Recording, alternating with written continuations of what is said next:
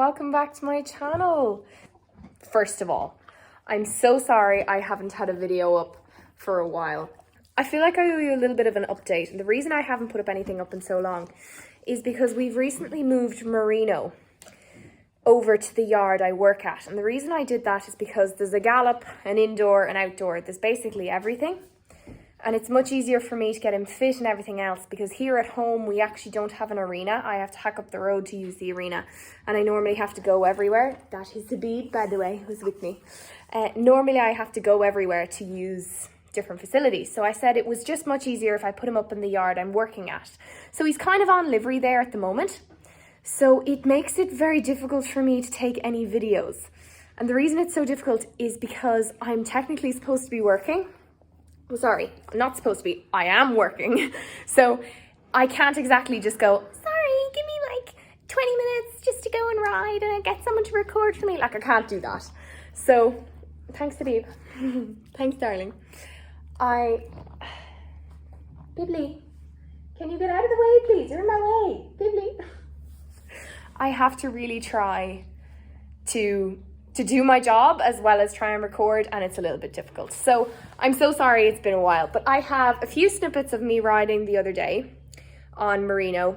We did just a little bit of jumping. He didn't particularly go that well. I'm recording this intro just afterwards, so you'll see it in a minute.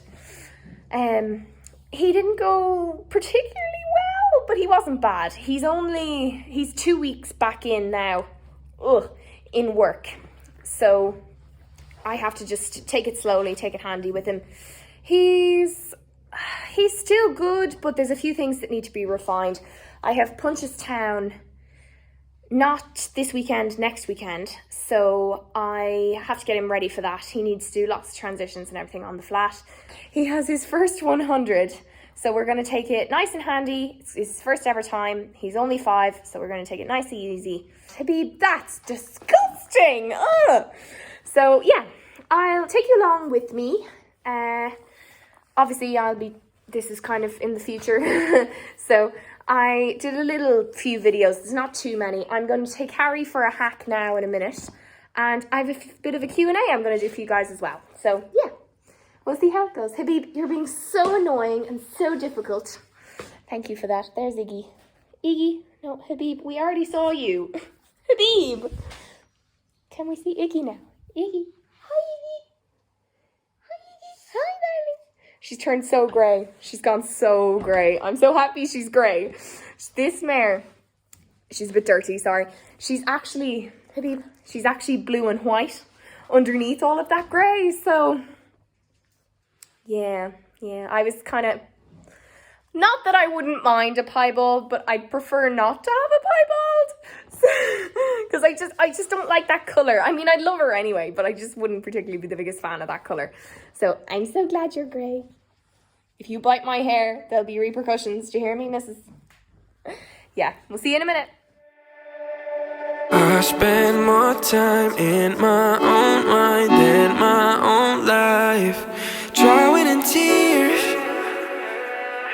swimming in the sea of our dreams. I spend more time in my own mind than my own life. Wanting you here, yeah, but I only see you in my dreams. I'm better when I'm sleeping, yeah. I'm better when I'm sleeping. I'm better when I'm better when I'm sleeping. I'm better when I'm sleeping. And you only love me when I'm sleeping. I'm better when I'm better when I'm sleeping.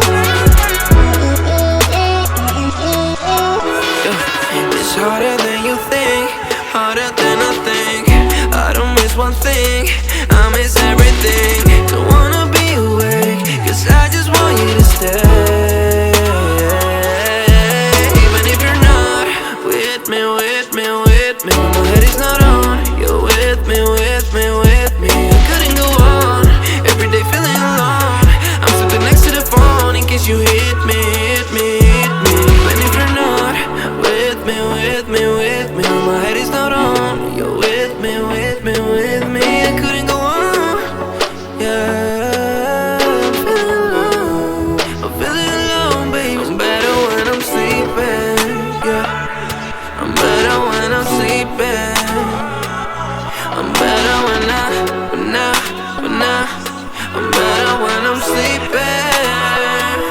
I'm better when I'm sleeping. And you only love me when I'm sleeping. I'm better when I'm better when Hey guys, so I'm just about to take Harry out for a spin, but before I do, I just wanted to really quickly go through with you a parcel I have here in front of me from the wonderful Car&Day&Martin. They very kindly gifted me a couple of different bits and pieces, which I'm just going to go through with you nice and quickly here now. Some of this stuff, actually most of this stuff I've used before, and I highly recommend it. It really is. Now, I'm not just saying that. I mean, I'll tell you in a minute, but some of the stuff I just find is the best. Like, there just isn't any that I found that beaten it. I'm not saying that there isn't, but to me, they're number one. So, first on the list is actually, do you know what? There's the other one. Is 2 bottles of lovely Tack Cleaner. These I used to use a lot, and then I didn't use them as much anymore. But they are amazing. Step 1, you can see the kind of blue label on it. Step 1 is basically for your sort of dirt and dust and grease. It's kind of like the equivalent of your bit of water with the sponge, but it works so much better because it takes off everything. It doesn't give it the shine, but it gives it the perfect preparation for the shine. And then this guy is the shining stuff. And when I say it shines up tack, like, I mean, it really does. It really does. I must show you the results on a saddle because, oh my God. I mean, it really does. It goes from to, whoa, okay, what the hell did she do to that saddle? Amazing stuff, that is. Then, what's next? Oh, okay. This stuff. You guys, this, for me, is the best, one of the best products that Car&Day&Martin supply. I've always used this mane and tail spray, and I find it's the only one that works. You spray about 3 sprays of this into, well, you'd be looking at about 5 sprays into a big thick tail. And it's like someone's just brushed it for you already. I mean, it's amazing. Like, it really is. It's a mane and tail conditioner. I normally always use it in the tails. I don't really use it in the mane, only because when you go to plait then, it tends to be very slippy, but that's the same with all of this stuff. But this to me is the best. It's the only mane and tail spray I find that works, and it's amazing. That is definitely my number one favourite. I also love this stuff as well, Dream Coat. If you saw my Instagram there recently, I love using this after I've put on quarter marks. That is my favourite. I'll show you a little video as well. But I just find it just gives them that extra shine. And it sits very nicely over quarter marks. You don't really need to rub it in. Now, I still would, if I was spraying this on the rest of their body, I tend to just grab a little stable cloth, or, do you know what, I have one here. One of these guys, one of the fluffy mitts. I normally spray a bunch of spritz on this. Spray a few spritz with this, and then wipe it over with one of these. A brush works as well, just a nice clean cloth. Even a stable cloth works very well. But that stuff is fantastic, really, really good. Now we move on to the products that I actually haven't used before. All of those products I have used before. Next guy up, fly spray. This fly spray, I'm surprised I've actually never used it before, but I'm excited because, I don't know, over here in Ireland at the moment, the weather is insane. I mean, in Ireland, we're normally 15, 20 degrees in the summer. It's 30 here this week. 30 degrees. I'm like, oh my God, I'm in a foreign country trying to work with horses. This is not fun, but anyway. So the flies are crazy at the moment, absolutely crazy. So I'm actually going to stick a bit of that on Harry this evening because I'm taking him for a hack down around the back fields. So the flies will be manic down there. So she's going to be tested today. But I'm excited to see what that's like now. Then, I love this, okay?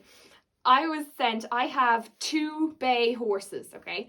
And I was sent colour enhancing shampoo that's for bay horses. I think that's brilliant. I've never actually used this before, and I think that's fantastic. Look, it's for bay horses and everything. I know that they do shampoo. They do shampoo for greys. They do shampoo for palominos and duns. They do it for like every colour under the sun. So I'm really excited to see like the difference, you know. I think it's really, really cool. I've never tried this before, but I will definitely be trying it. My dad's hunter is coming back into work soon, so it will be tested on one of the dirtiest horses on the planet. He's bay as well, okay? And there's not many times you see a bay horse that's filthy. Oh, you guys, oh, you should see his mane. I'm going to have so much fun pulling that mane. Oh, it'll be the death of me. It'll be the death of me. It's fine. It's fine. I'll be grand. It won't really be grand. It'll be fun. Okay, so last but not least on the list is this. I actually have used before. Crescene Hoof Oil. Now this I actually love. If you don't know what Crescene is kind of like, it's like a gel sort of stuff that you rub along the cornery band of your horse's foot, and it helps the growth of their foot. But normally when you buy real Crescene, I don't think I have a tub of it anywhere, but normally when you buy it, it's very stiff and very hard to put on. So this stuff I love because it's hoof oil. It's basically, I'll show you, look. It's oil rather than like a jelly. So it's much easier to put on your horses while still giving the same effect, which is really, really good. What I love as well about what Car&Day&Martin have done with the Crescene hoof oil is they have a whole line of them. So you've got, I'm not 100% sure of the different ones. I'll leave them on the screen for you, but they have a whole range of them. So if your horse's feet have really bad cracks, they've got ones for those. If you just want that extra show ring shine, which is what this guy is for, they have that. They have a whole range, so you can pick exactly which one you want, which I think is amazing, because if you've no hoof, you've no horse. Like, it's so, care of the foot is so, so important. So I'm so glad that they've sent me on that. So thank you so much, Car&Day&Martin, for sending me over such a fabulous box with so many goodies in it. Most of them I love, and a couple of them that I haven't actually tried yet. So I'm so excited to use them. So thank you so, so much. So I'm going to take this guy out to ride Harry right now. See you in a second. I feel so frustrated, and I make it so damn complicated for myself. My world seems like it's deflating. Hey guys, so I'm sitting on Harry right now, and I'm only supposed to be walking around, so I thought, why not? Let's just do a Q&A. I had a plan to do. So a couple of days ago, I stuck up a little question sort of thingy for you guys to send me a few in, and thank you so much for all the responses. I don't think I'm going to have enough time to answer them all, but I'll answer maybe sort of 3 or 4 of them. I kind of picked ones that are nice, so I thought I'd answer them for you. So the first question is, what are your plans with Marino and for your future horsey career in general? So I'll start with Marino first. Marino is at the moment only 5. So I want to take my time with him this year while still giving him as much experience as I can. So really, I want to get him, he's going to Punchestown in 2 weeks' time, followed by Tattersalls 2 weeks after that, followed by, what's the other one I'm doing? Hillcrest, another 2 weeks. And what that does is hopefully if he gets over 65% in the dressage, has less than 4 fences down, and a clear jumping cross country, I'll be able to take him to Ballindenisk, 1-star intro, which is basically 1.5 m. And it's an international, so it's got all the sort of the trot up and the staying over and all that kind of thing. But it's a lot smaller than your 2-star, which is 110. And it means then that it's a lovely sort of a warm up for him this year. And I can go this year with him being 5 and just take it really handy. Doesn't matter if he has a fence or two down. It doesn't matter if he doesn't have the best dressage, because it means then that I can just give him the experience. So that's the plan for the rest of this year. And then next year, as a 6-year-old, I would love to see him do the best he can as 6-year-olds. I want to be able to get him up to 110, really work on his flat work during the winter so that he's ready for 110s next year.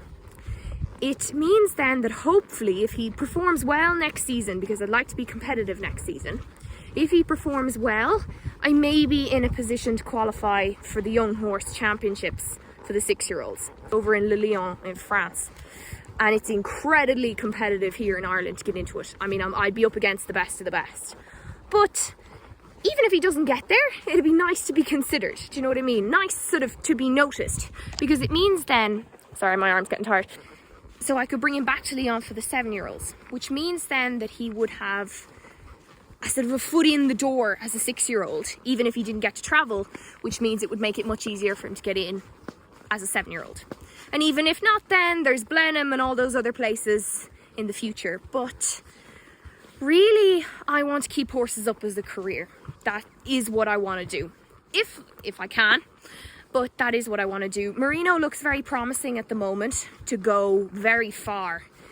But, you know, oh, we have scary doggos. Come on, Harry, good boy. But listen, Harry, now we have scary bird. Harry was the same. Very scary bird, apparently. Very scary bird. I'm conscious there's an electric fence, like right there. I don't want him to jump into it. But yeah, so we'll see where it goes. The next question then is do you have any plans with Habib? And Habib, my lovely darling, as you know, has a foal, Iggy. And she was in my intro there. You saw her trying to nibble my hair. And Habib, I am hoping now, by the end of the year, we'll wean them off one another. And then Habib will be coming back to competing next year. Habib, she had an injury there, which brought her season to an abrupt end there in 2019. But she's back perfect now. She's been perfect for about a year and a half. But we decided to let her have a foal to give her that bit extra rest. And I think that it'll be lovely for her to just have another year, maybe another 2 years of competing sort of at 110. I may even do a couple of short format. I'm not sure she'd be up to the long format, but I'll do the short format and let her just enjoy herself, do you know? And then I think once I'm finished competing her, I'm going to let her have a few more foals. The reason I want to compete her again is because I want to see how Iggy turns out. Do you know what I mean?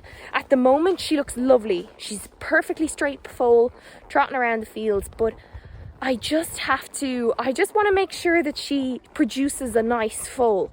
This is her second foal. She was a surrogate mother before for quite a good horse, actually. But this will give me a good idea what her kind of foals are like. And even though she'll only be 2 when Habib retires, hi Willoughby, it will give me an idea, so I can continue to breed from her then. So my next question then is what's happening with Harry? Harry, who I'm sitting on here, being lovely Harry, is currently spooking at a bird. Apparently it's like bringing death to the world. Hang on. Harry, thank you. I'm about to start talking about you in a nice way, so you better not make me regret it. It's a bird. Still a bird. It hasn't changed. Nope.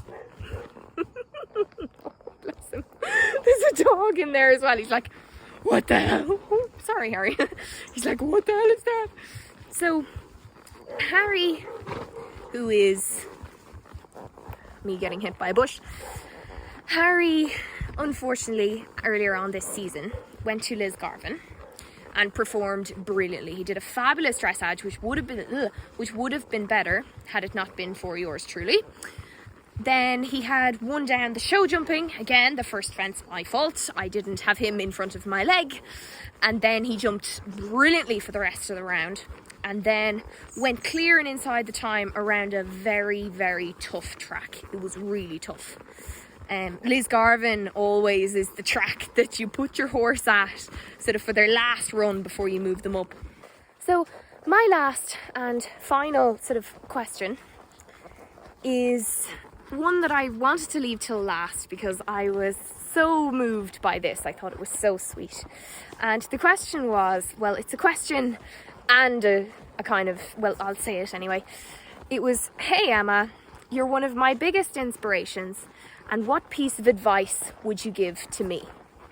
And I thought, okay, here's a lovely question to finish on, to kind of, so for everyone, I may not be your inspiration, but I thought I may as well just add a little bit at the end. To me, the biggest piece of advice I can give to you is to never give up and to work hard, especially with horses. We all know horses teach you how to lose. They really do. I mean, one day you win everything and the next day you're thrown off into the bottom of a ditch. So you go from hero to zero and back again in a matter of seconds. And they really teach you how to lose. They teach you what you need to know, even not just in horse riding, but in your life too, you know? And I think that when you work with horses, hard work and dedication always will triumph over a good horse or a good rider, anything. If you work hard and you push yourself and always set yourself a goal, that doesn't mean you have to achieve it, and it doesn't mean you have to do perfect every time you go out. But as long as you stick with it and you work hard, there is nothing you can't achieve. And that's not just with horses. That's in everything in life. So if you work hard and you commit yourself to something, there's no way you won't succeed. That's my bit of advice. So here's me saying that about hard work and flipping hell. I haven't put up a video in like, how long has it been now? I think it's been like 3 weeks. Yeah, okay, Emma. Time to heed your own advice there, genius. But anyway, so I'm going to leave this video here, you guys, from me and Harry. I'd like to wish you all a fabulous weekend. And thank you so much again for watching. Do subscribe if you want to see more from me. And I'll see you all again soon. Harry is currently trying to eat. Harry! I'm trying to finish, not for you to have a snack. And I'll see you all again next time, soon, okay? I won't leave it too long. I think I have an idea for a video next week. I'm not 100% sure. I have to think about it a bit more. I think I might be going schooling next week. Well, no, I am going schooling next week, but whether I record or not is another thing. But no, no excuses. I will have a video up next week. And if not, there's Punchestown coming the week after. So I'll see you all again next time. Bye.